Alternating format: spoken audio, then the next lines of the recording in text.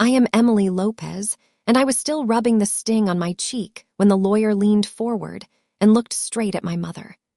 The entire dining room froze over 30 relatives holding their breath because no one had ever cut her off like that. But in that moment, nothing else mattered except his low, calm words. Have you ever felt like the invisible one in your own family? Like you were only invited to the table so they could decide which part of you to carve up next? Drop a comment and let me know where you're listening from and what time it is for you right now. I'd love to know who's part of our community. The air in the grand dining room of our Sonoma Valley estate usually smelled of expensive oak-aged Cabernet and old money. Today, it smelled of ozone and cold, calculated betrayal. My skin was still buzzing from the impact of my mother's palm. Diane had always been a woman of precise strikes, but this was the first time she had done it in front of the entire extended clan. I didn't pull away. I didn't cry. I didn't even give her the satisfaction of seeing me flinch. Instead, I stood there, letting the silence settle over the 30 relatives gathered for our annual autumn feast like a heavy, suffocating fog. My sister, Claire, sat to my left. She was 32, polished to a high sheen, and currently vibrating with a greed so intense I could almost taste it. She had just slammed a leather-bound folder onto the mahogany table. Inside was the deed to this property, the crown jewel of the valley, valued at $15.6 million. "Sign it, Emily," Claire hissed, her voice cutting through the quiet. "Sign the deed over to me right now. Brad's investment firm is facing a temporary liquidity crisis, and this estate is the only collateral that can save our family's reputation. You're never even here. You're too busy playing with your little camera in New York and London to care about what happens to this land." I looked at her. I looked at the tailored suit she wore, bought with a credit line I had quietly paid off 3 months ago. I looked at our mother, Diane, whose face was flushed with a terrifying righteous anger. To them, I wasn't a daughter or a sister. I was an asset. I was the silent investor who had been footing the bill for their lifestyle while I built my own career as an architectural photographer. My compassion had been a luxury they had overdrawn for years, but today the account was empty. "I'm not signing anything," I said. My voice was clinical. It wasn't loud, but it stopped the murmuring cousins at the far end of the table mid-sip. "This vineyard doesn't belong to this family in the way you think it does, and it certainly doesn't belong to Brad's gambling debts." That was when the second blow came. Not a physical one, but the weight of my mother's voice. "You have no choice, Emily," Diane whispered, leaning in so close I could see the reflection of the chandelier in her cold eyes. "You've always been the outsider. We let you chase your little dreams while Claire stayed here and held things together. You owe us this. Do what you're told, or you are no longer part of this name." I felt the prison without bars tightening around my chest, that familiar, heavy chain of obligation they had used to keep me small for 28 years. But then Arthur stood up. Arthur had been my grandfather's attorney for 4 decades. He was 62, dressed in a charcoal suit that looked as ironclad as his reputation. He didn't look at the relatives. He didn't look at the crying aunts or the smirking cousins. He looked directly at my mother, who was still standing over me like a judge. "Diane," Arthur said, his voice dropping into a register that commanded absolute authority. "I suggest you sit down and lower your hand," my mother scoffed, a sharp, entitled sound. "This is a private family matter, Arthur. My daughter is being difficult about her inheritance." Arthur didn't blink. He reached into his briefcase and pulled out a thick, notarized binder. "That's where you're mistaken," he said, just loud enough for every ear in the room to catch. "Do you even know who the real owner of this $15.6 million estate actually is?" Grandpa had included a strict non-disclosure clause in the trust, keeping the ownership transition sealed until the estate's liquidity was threatened by outside debts. The room went dead. The sound of a silver fork hitting a china plate echoed like a gunshot. My mother's hand froze midair. Claire's smug expression didn't just fade, it curdled. They looked at Arthur. Then they looked at the binder. And finally, with a slow, creeping dread, they turned their eyes back to me. Arthur cleared his throat, the sound magnified by the sudden lack of breathing in the room. "The trust was updated 15 years ago," he stated, flipping to a page bearing my grandfather's unmistakable, bold signature. "And as of this moment, Emily isn't just a beneficiary. She is the sole, absolute owner of the Vineyard, the trust, and every single cent of the $4.5 million cash reserve." I didn't smile. I didn't feel a rush of heat. I just felt a cold, sharp clarity. This wasn't a family dinner anymore. It was accounting. "Which means," I said, looking directly at the sister who had just tried to rob me, "that as of 12:03 p.m., everyone in this room is a guest on my property. And I've decided the party is over." It was the sound of a $15.6 million dream shattering into a million jagged pieces. I watched the blood drain from Claire's face until she looked like a marble statue of greed. My mother, Diane, was still leaning forward, her eyes wide, searching for a lie in Arthur's gaze. She found none. I didn't cry. I didn't beg for them to understand. I just looked at Arthur and gave the only instruction that mattered.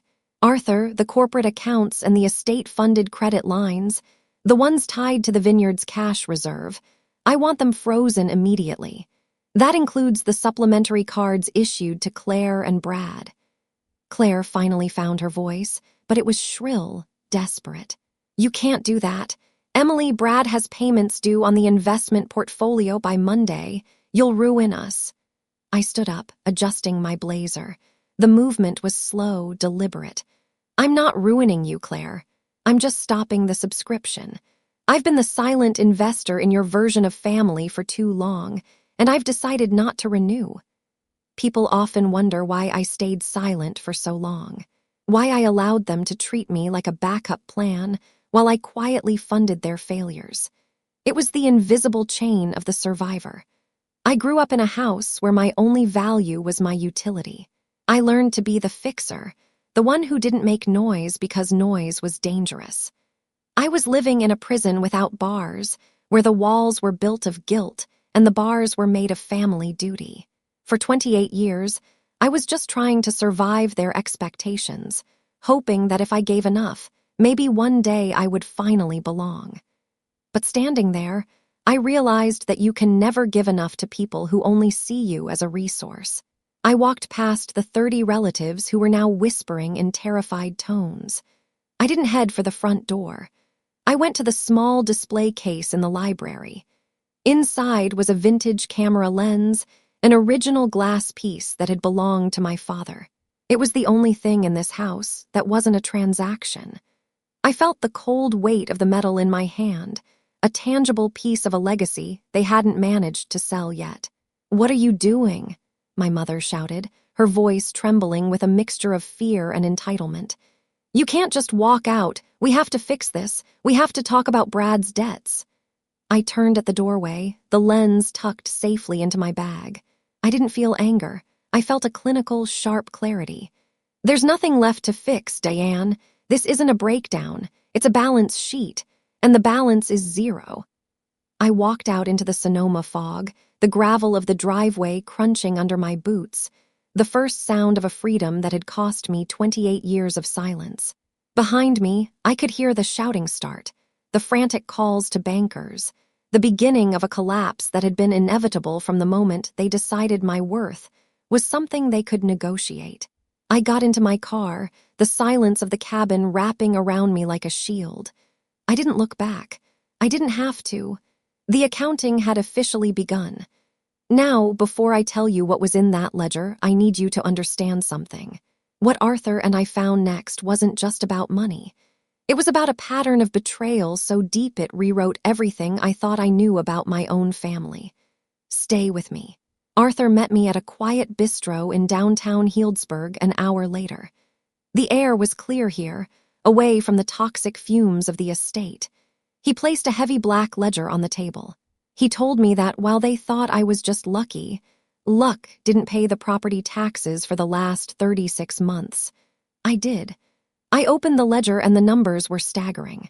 While Claire was charging $5,000 shopping sprees to the estate account, I had been quietly transferring my photography commissions, $200,000 a year, to cover the Vineyard's overhead.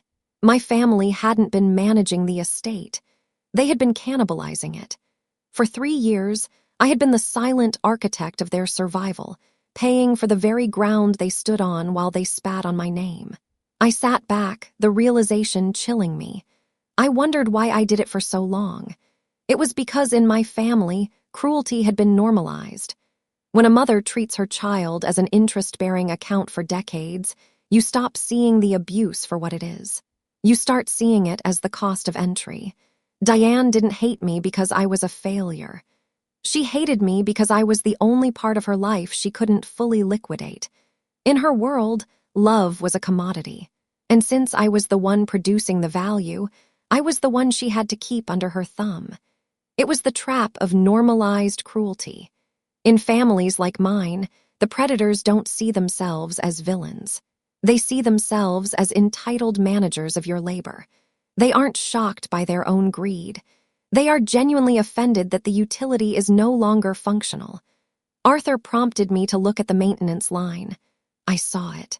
$150,000 for a new irrigation system that didn't exist. The money had been diverted to Brad's offshore gambling accounts. My mother had co-signed the withdrawal. She hadn't just watched them rob me. She had handed them the keys to the vault. My relationship with my mother wasn't a bond. It was a contract. I was the silent partner, and she was the CEO who had been cooking the books for years.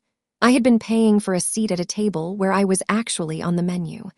I closed the ledger with a soft, final click. I told Arthur that the audit was no longer optional. I wanted a forensic accounting of every dollar that moved through the trust since Grandpa died. I wanted to see the exact moment my mother decided my father's memory was worth less than Brad's next bet. Anger wasn't loud this time. It was clinical. It was a balance sheet that finally made sense. I wasn't the ungrateful daughter. I was the silent investor who was finally calling in the debt. Claire and Diane didn't spend the night reflecting on their actions or seeking a path toward reconciliation. Instead, they spent those hours sharpening their knives, doubling down on a cruelty that had finally lost its power over me. There was no apology for the slap that was still burning on my cheek, and no regret for the years they had treated me as a convenient bank account.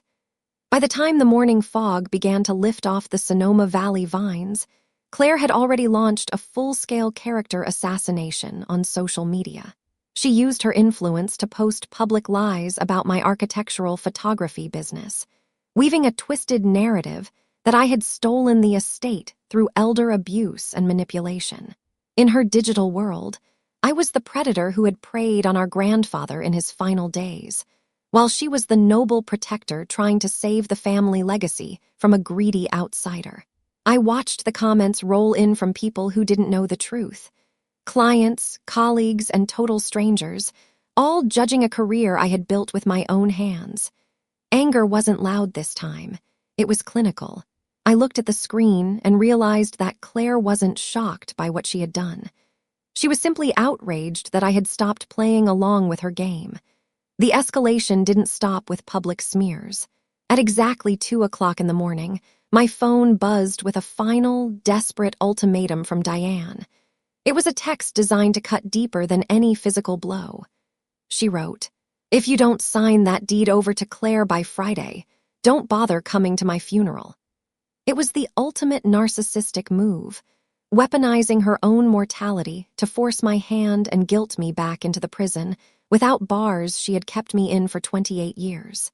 I sat in my apartment, the only light coming from the glowing screen. I didn't cry, and I didn't ask why she could be so heartless. I just looked at a shattered photo frame of the 3 of us that had fallen off my desk earlier, the cracked glass cutting right through our smiling faces. It was a symbolic end to a relationship that I now realized had been a parasite I was forced to host. Since I was a child, Diane wasn't choosing Claire. She was choosing the money she thought Claire could provide.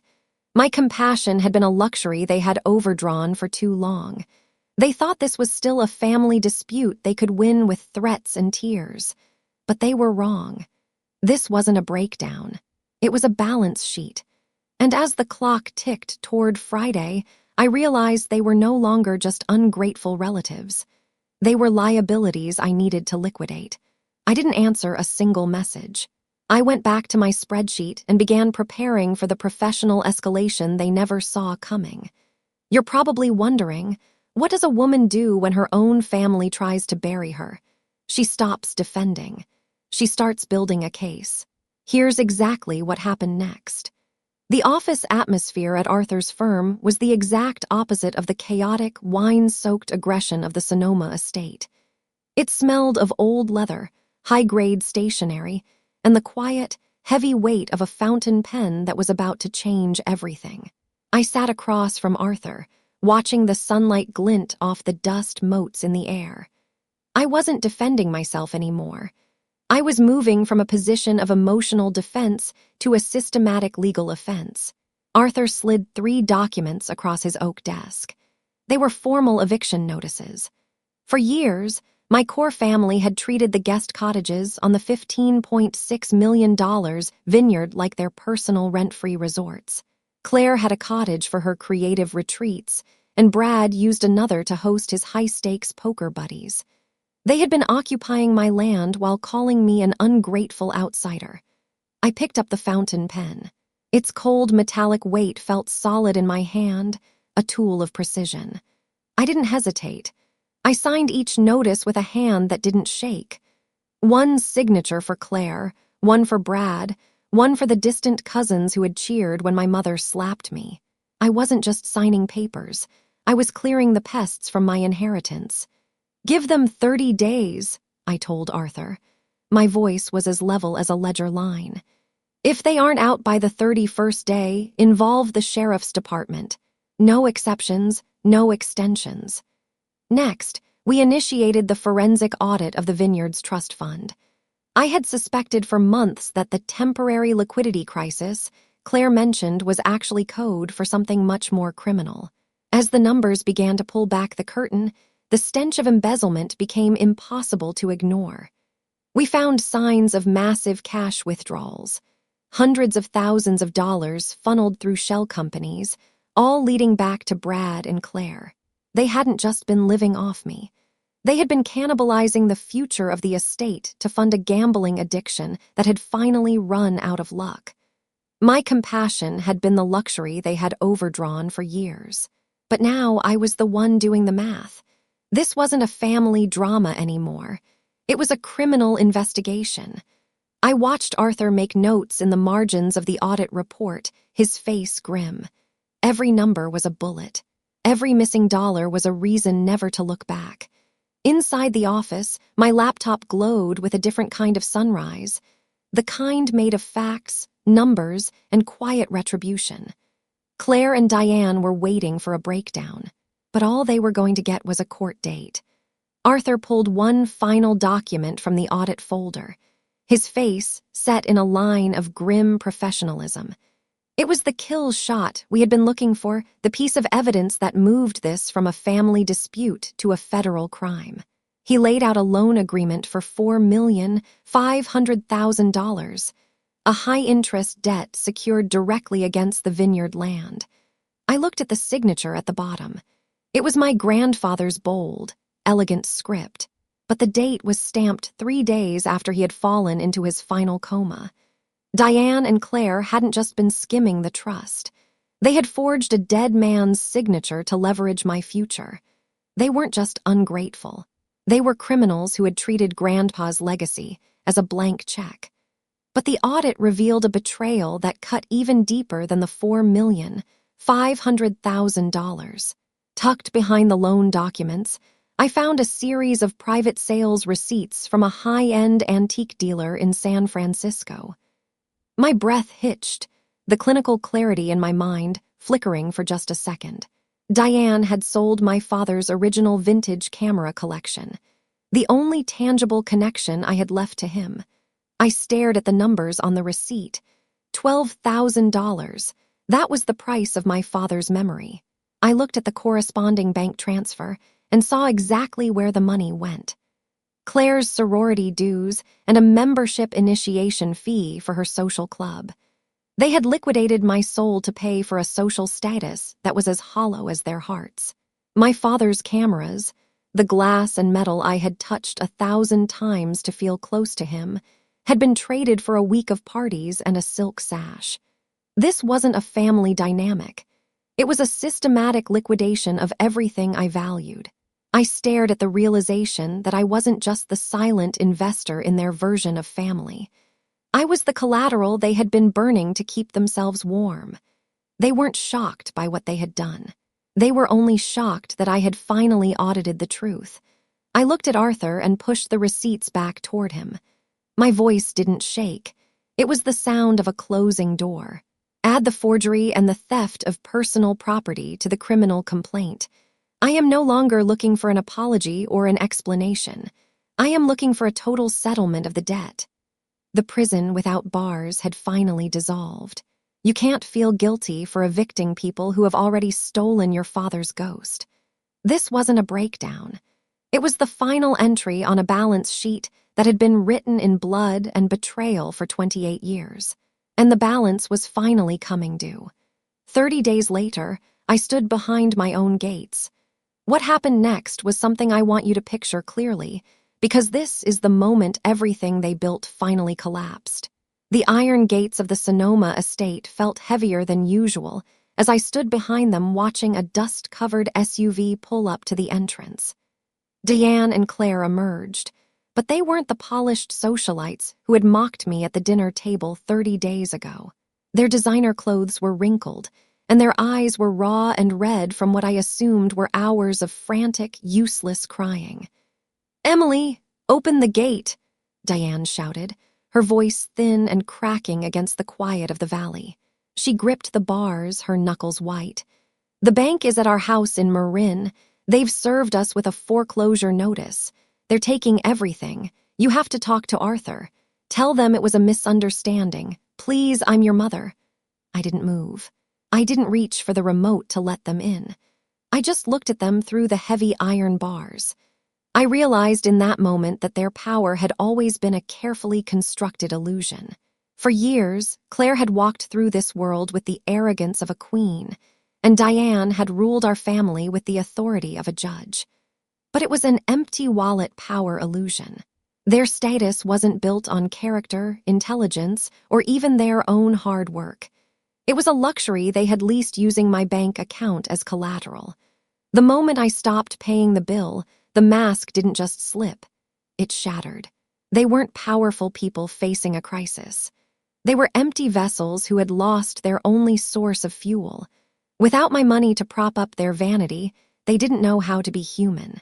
They didn't know how to survive because they had spent 28 years believing that being family meant having a permanent, interest-free loan on my life and my labor. Their power was never theirs. It was just my compassion that they had overdrawn until the account was closed. Claire pushed past our mother, her face contorted with a desperate, ugly rage. "Brad is going to prison if that forgery charge sticks. Emily, is that what you want? To destroy your own sister's life over some old cameras and numbers on a ledger?" I walked forward until I was only inches from the gate.